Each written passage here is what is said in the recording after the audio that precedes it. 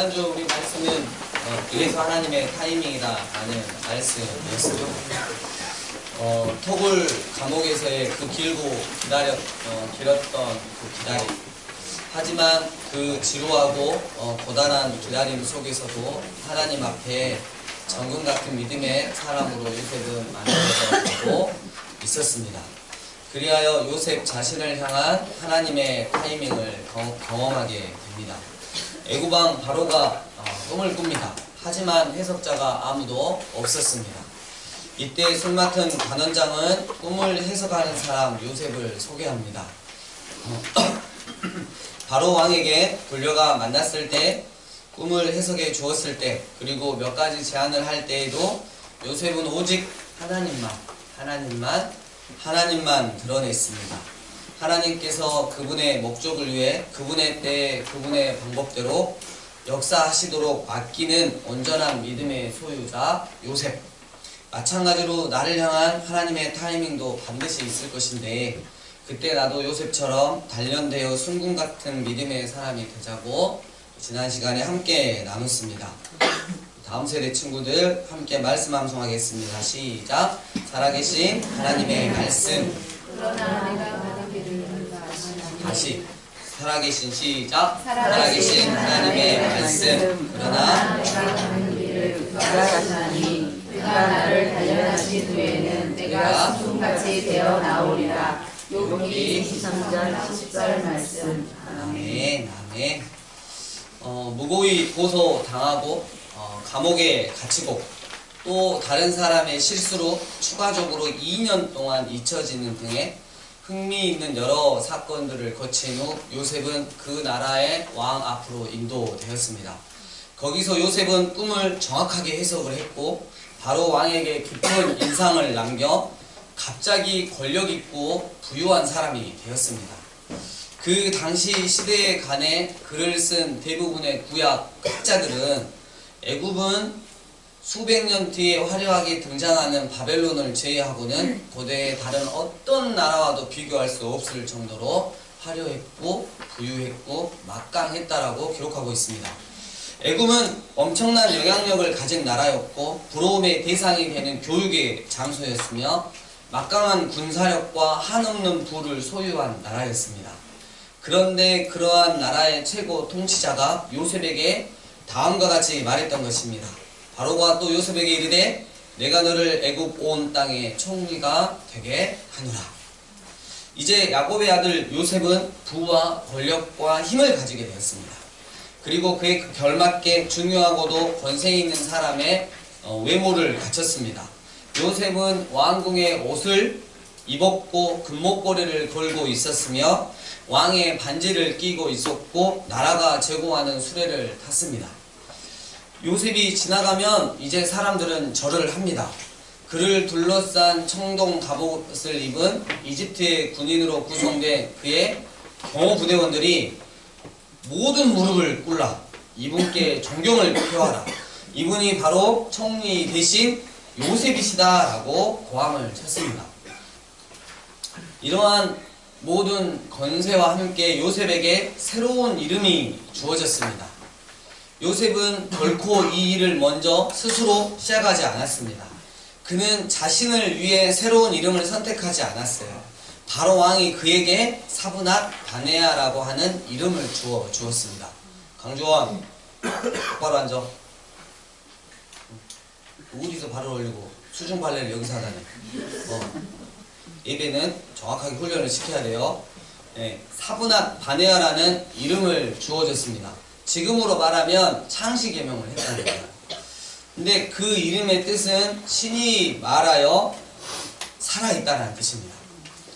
그런데 요셉의 이름 가운데 들어있는 이 신, 즉 네이트라고 하는 이 신은 고대 애굽의 여신들 중 하나였습니다. 그러니까 애굽의 새로운 이름 안에 있는 애굽 이름 안에 있는 신은 하나님이 아닌 우상을 뜻해요. 요셉에게는 또한 그가 선택하지 않은 부인도 주어졌습니다. 그녀의 이름은 아스낫이었어요. 요셉의 부인 이름은 네이트, 방금 말한 여신에게 속해 있다는 뜻입니다. 그리고 그녀는 애굽 온 제사장이었어요. 온은 뭐냐면 쉽게 말하면 태양신을 섬기는 제사장의 딸이었다는 거예요. 그러니까 애굽왕 바로는 지금 요셉으로 하여금 하나님을 그냥 잊혀지게 하고 버리게 하고 이집트의 종교를 그냥 입히려고 한 것입니다. 여러분, 하나님은 창세기를 통해 요셉이 겪은 파란만장한 인생을 진실되게 기록하도록 인도하셨습니다. 그리고 요셉의 마음가짐이 어떠한지 그가 무엇을 생각하는지까지도 보여주고 있다는 것이에요. 오늘 본문 말씀을 통해 우리는 요셉의 마음가짐을 분명히 알 수 있어요. 하나님을 향한 요셉의 마음은 그 어떤 상황에서도 결코 변하지 않았다는 것입니다. 애굽왕 바로가 창시 계명을 하든 그리고 하나님을 대신에 우상으로 자기를 물들이려고 하든 거기에 어떻게 해요? 굴하지 않았다는 거예요. 우리는 어떻게 이를 알 수 있을까요? 그것은 요셉이 두 아들의 이름을 짓는 데서 나타납니다. 큰 아들의 이름은 므낫세인데 그 뜻은 잊어버림이란 뜻이에요. 그리고 작은 아들의 이름은 에브라임인데 두 배로 풍성한이라는 뜻입니다. 요셉의 아들들의 이름에서 볼 수 있는 것처럼 요셉은 하나님께서 자신의 모든 고통들, 심지어 자기 아버지의 집에서 있었던 고통조차도 잊게 해주셨다는 것을 공공연하게 고백했습니다. 그리고 이런 것들 외에도 하나님은 고통의 상황 속에서 열매 맺도록 하셨다는 것입니다. 이런 사실을 고백하고 인정하는 요셉은 얼마나 하나님 앞에 겸손한 사람이던가요. 그의 첫째 아들 므낫세의 이름을 부르며 요셉은 하나님께서 나로 모든 고통을 잊게 하셨다라고 말하고 있습니다. 누가요? 하나님께서.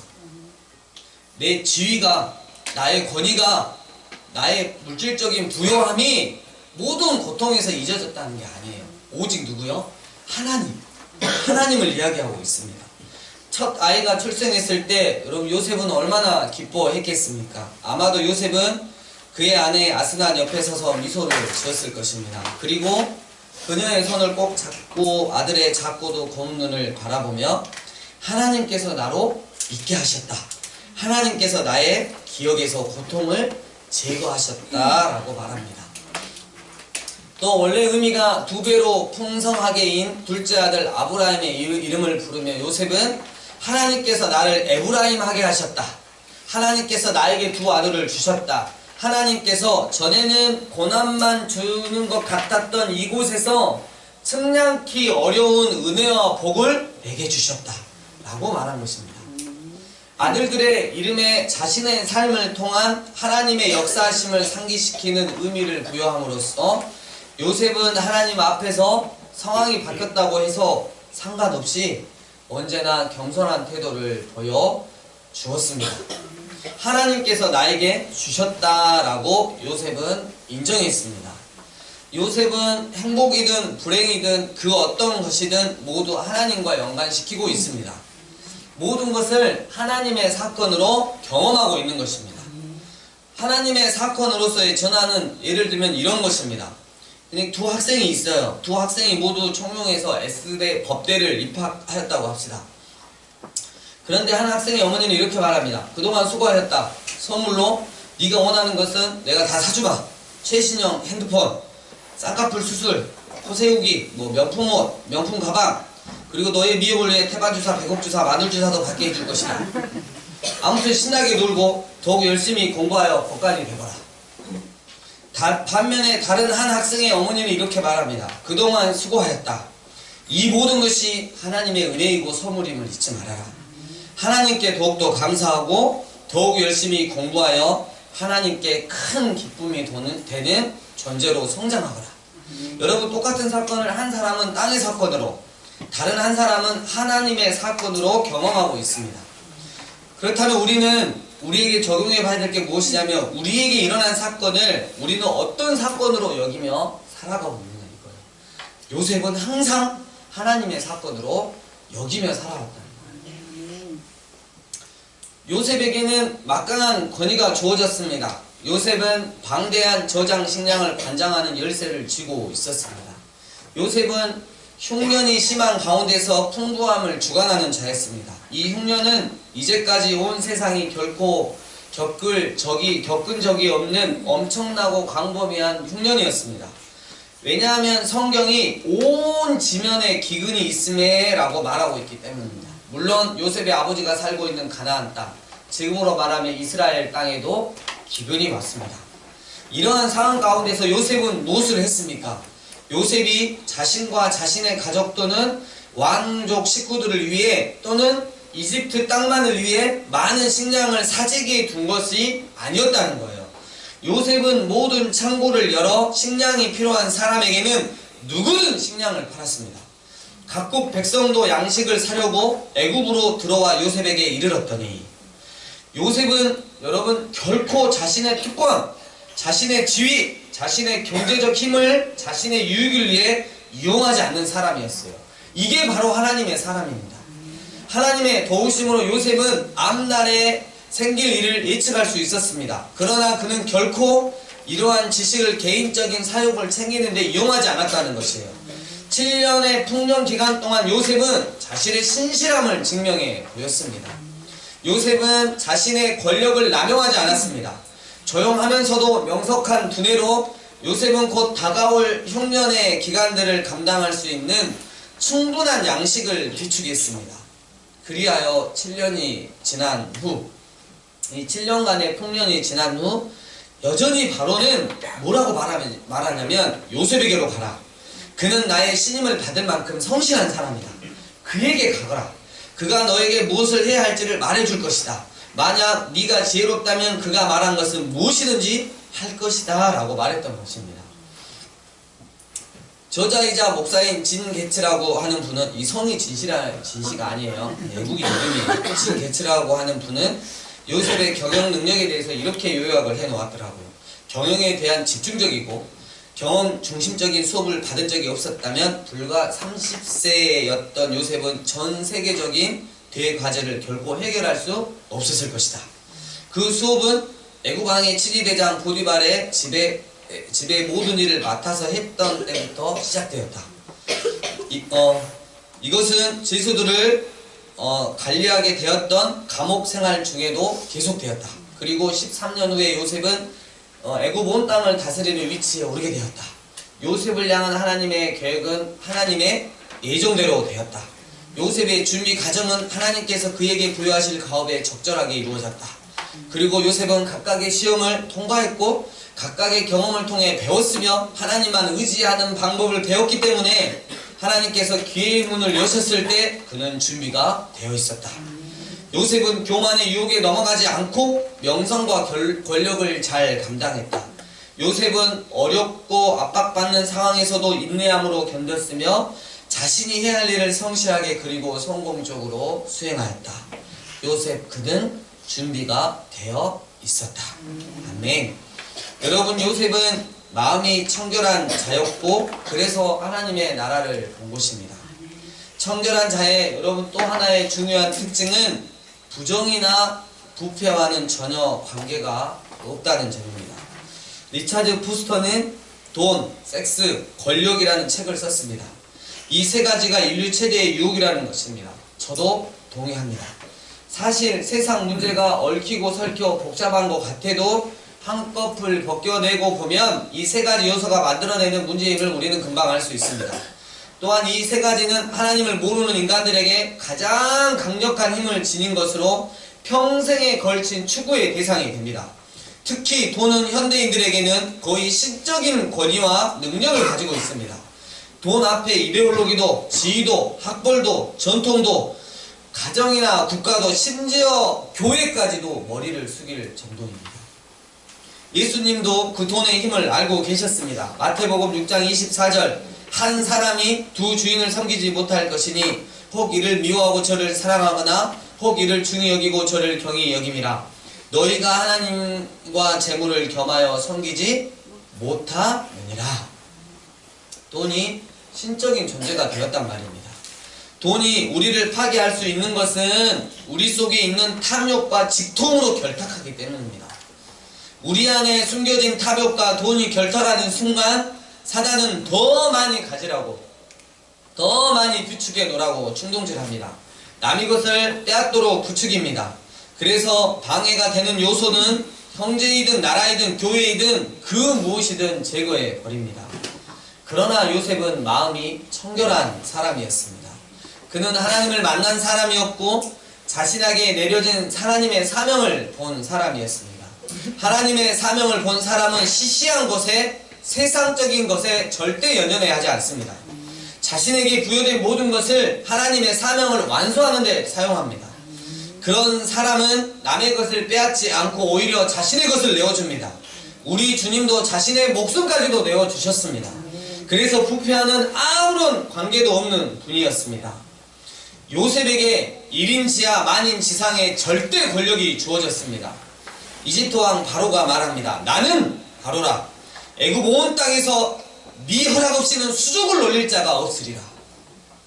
요셉은 그런 절대 권력을 철저하게 사람을 살리는 일에 사용했던 것입니다. 이러한 요셉. 역대상 26장은 레위 지파에 속한 고라 사람들이 기록되어 있고 또 그들 중에 제비를 뽑아 성전 문지기를 세우는 내용이 기록되어 있습니다. 그 중에 14절에 이런 말씀이 있더라고요. 셀레мя는 마가 아니라 랴. 셀레мя는 동족을 뽑았고 그의 아들 스가랴는 명철한 모사라. 모사를 위하여 제비를 뽑으니 북쪽을 뽑았고 이 말씀이 있어요. 여러분 이 사람들은 하나님의 성전 문지기로 발탁된 사람들이에요. 그런데 여러분 스가랴는 지금 성경에서 어떻게 기록하고 있냐면 명철한 모사라고 기록했어요. 마치 애굽왕 바로 앞에 서 있는 요셉처럼 말이에요.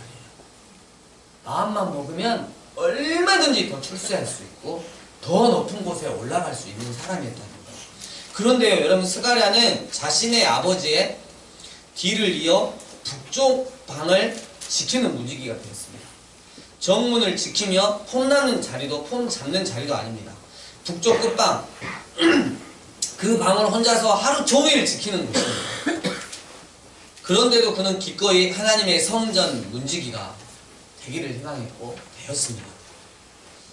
요즘 특히 우리나라에서 하나님을 믿는 자들 중 많은 사람들은 심지어 교회 지도자들조차도 죄송합니다. 목사님들조차도 자신이 하나님의 문지기가 되려고 하는 것보다 하나님을 나의 재산을 지키는 문지기로 세우려고 안간힘을 쓰고 있는 것을 보게 됩니다.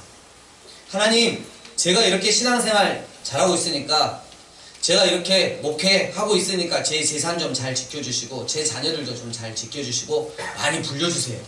예수님, 제가 교회 봉사도 하고요. 11조도 좀 하고요. 기도도 좀 나가서 열심히 하는 편이고요. 그러니까 제 문지기가 되어주셔서 제 건강과 가족들을 지켜주시고 돈도 많이 벌게 해주세요. 하나님만으로도 부족하여 이제 그분의 아들 예수님까지도 자신들의 문지기로 만들려고 합니다. 여러분, 요셉은 철저한 하나님의 문지기로서 자신에게 주어진 권력과 기회와 힘을 단 한치도 자신을 위해서 사용하지 않았어요.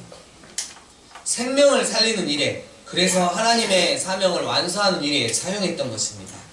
그리하여 하나님을 이 세상에서 영화롭게 했습니다. 최고의 영광을 바친 사람이 바로 요셉입니다. 그러니까 하나님이 그를 당연히 영화롭게 하셨던 것입니다. 부정과 부패로 얼룩진 작금의 우리나라를 볼 때 어제 저도 금남로 잠깐 나갔다 왔어요. 정말 이 부정과 부패로 얼룩진 우리나라를 볼 때 세상의 것에 연연해 하지 않고 하나님의 문지기로 살아가는 요셉과 같은 사람이, 요셉과 같은 하나님의 지도자가 너무도 그리운 것은 저만의 생각일까요? 말씀을 정리합니다. 아브라함, 이삭, 그리고 야곱인 이스라엘과 12명의 아들들이 이스라엘 나라가 되게 하기 위해 요셉은 13년 동안 마치 금이 섞인 돌에서 정금을 만드는 것처럼 엄청난 연단과 훈련을 받았습니다. 그리고 정교한 하나님의 타이밍에 그 당시 어떤 나라와도 비교할 수 없는 애굽의 총리가 되었습니다. 요셉은 이제 부와 권력을 가졌습니다. 왕궁의 옷을 입었고 금목걸이를 걸고 있었으며 왕의 반지를 끼고 있었고 왕의 것에 버금가는 수레를 탔습니다. 자신이 지나가면 이제는 사람들이 절을 합니다. 이때 애굽 왕 바로는 요셉에게 하나님 지우기를 시작합니다. 요셉이 말하는 여호와 하나님이나 자신이 섬기고 있는 온 신, 즉 태양신을 비롯한 여러 우상신들과 동일하게 생각하고 요셉에게 사브낫 바네아라는 이름을 지어줍니다. 요셉의 아내로 태양신 제사장 딸인 아스낫도 주었습니다. 여러분, 그렇다고 요셉의 마음이나 행동이 바뀌었나요? 이제 출세했으니, 이제 잘 돼가고 있으니 그의 마음에 하나님을 지워가기 시작했습니까? 전혀 그렇지 않았음을 우린 말씀을 통해서 알 수 있습니다. 수많은 훈련을 거치면서 단련된 정금 같은 온전한 믿음의 소유자 요셉은 신분이 바뀌고 상황이 바뀌어도 그의 마음은 여전히 하나님만을 향해 있었다는 것입니다. 그 증거로 아들들의 이름을 지어줌을 통해 요셉 자신의 삶은 모두 다 하나님이 하셨다라고 고백합니다. 하나님 앞에서 여전히 겸손한 태도를 보인 것입니다. 요셉 자신에게 일어난 모든 일들은 땅의 사건이 없었습니다. 모두 다 하나님의 사건이었어요. 요셉은 7년의 풍년 기간 동안 자신의 신실함을 증명합니다. 자신에게 부여된 권력을 자신의 탐욕을 위해 이용하지 않았습니다. 요셉은 다가올 흉년의 기간들을 감당할 수 있는 충분한 양식을 비축합니다. 식량이 필요한 사람에게는 누구든 파는 식량을 말입니다. 애굽의 총리가 되었다고 요셉은 교만하지도 않았고 부정과 부패를 저지르지도 않았습니다. 요셉은 그야말로 마음이 청결한 자였습니다. 요셉은 하나님을 만난 사람이었고 자신에게 내려진 하나님의 사명을 본 사람이었습니다. 세상의 것에 절대 연연해하지 않았던 사람입니다. 남의 것을 빼앗기는커녕 예수님처럼 오히려 자신의 것을 내어주었던 사람입니다. 요셉은 하나님께서 바로 왕을 통해 주신 권력을 철저하게 사람을 살리는 일에 사용했던 것입니다. 요셉은 셀레마의 아들 스가랴처럼 하나님의 문지기가 되어 자신에게 주어진 권력과 기회를 단 한치도 자신을 위해 사용하지 않았습니다. 생명을 살리는 일에, 그래서 하나님께서 요셉에게 주신 사명을 완수하는 데 사용했습니다. 사랑하는 우리 강주 삶의 예비인교회 성도님들, 내가 힘들 때는 하나님을 찾고 기도하고 내달려 보지만 상황이 조금만 좋아지면 언제 그랬냐는 듯이 하나님을 내 삶에서 지워가고 있지는 않았습니까? 하나님을 향한 나의 마음, 상황이 좋아졌다고 해서 쉽게 변치 맙시다. 그리고 또 하나, 나는 지금 요셉처럼 하나님의 문지기로 이 세상을 살아가고 있습니까? 아니면 하나님을 내 탐욕을 채우기 위한 문지기로 세우기 위해 안간힘을 쓰며 살아가고 있습니까? 우리 이제 더 이상 세상의 것에 연연해하지 맙시다. 세상적인 것들을 얻기 위해 정직을 포기하고 성실을 포기하지 맙시다. 대신 하나님께서 나에게 주신 그 사명에는 연연해하며 살아갑시다. 또 이 나라, 이 민족이 처한 상황 가운데 개인적으로 하나님께 소원이 있다면 우리 교회 공동체 다음 세대에서도 제2의 제3의 요셉이 나왔으면 정말 좋겠습니다. 하나님께서 정금처럼 훈련받고 하나님께 정금처럼 훈련받고 연단받아서 때가 되어 하나님께서 모든 것들을 주셨을 때 그것들을 자신을 위해 사용하지 않고 하나님의 문지기로 수많은 사람들의 생명을 살리는 하나님께서 주신 사명을 감당하는 우리 강주 삶예비인교회 다음 세대 되길 주의 이름으로 축원합니다. 이 시간 주신 말씀 가지고 우리 자신을 되돌아보며 다시 한번 결단하며 하나님 앞에 나아갑시다. 다 같이 기도하시겠습니다.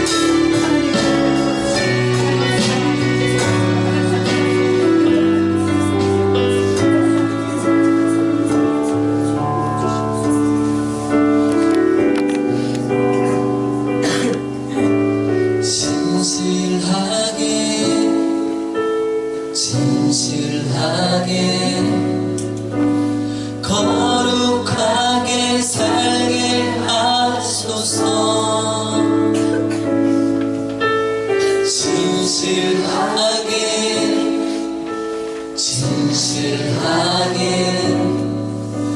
거룩하게 살게 하소서. 진실하게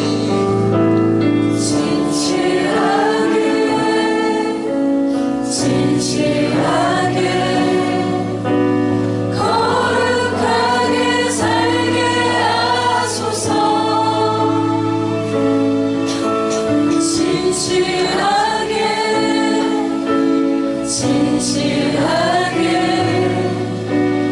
거룩하게 살게 하소서.